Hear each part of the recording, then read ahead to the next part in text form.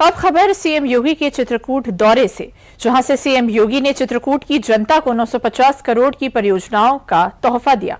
साथ ही सपा पर आरोपों की बौछार के साथ करारा तंज कसा। समाजवादी पार्टी के लोगों को तो ठेके पट्टे से ही फुर्सत नहीं है, उनको जमीन कब्जा करने से ही फुर्सत नहीं है।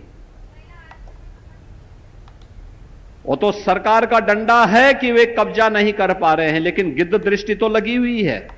सपा पर आरोपों की बरसात के साथ सीएम योगी की ये हुंकार प्रभु श्री राम की तपोभूमि माने जाने वाली चित्रकूट की पावन धरती से सुनाई पड़ी है, जहां सीएम योगी ने सपा पर तंज कसने के साथ चित्रकूट के विकास के लिए वहां बीजेपी की मजबूत जीत की शुरुआत भी बयां की है। बहनों और भाइयों, 2022 में चित्रकूट में भी डबल इंजन सरकार का कोई एमएलए होता, भाजपा का एमएलए एमएलए होता तो चित्रकूट अब तक अयोध्या की तरह चमक रहा होता, काशी की तरह चमक रहा होता, प्रयागराज की तरह चमक रहा होता। यूपी में 2027 विधानसभा चुनाव की आहट सुनाई दे रही है। ऐसे में सीएम योगी ने चित्रकूट के मंच से 2027 के सियासी समर के लिए ताल ठोक दी है। सीएम ने चित्रकूट को 950 करोड़ की परियोजनाओं की सौगात दी है। साथ ही सपा पर लोहिया के नाम पर सियासत चमकाने के आरोपों की बौछार की है। आज 950 करोड़ रुपए से अधिक की परियोजनाएं एक साथ चित्रकूट को हम दे रहे हैं।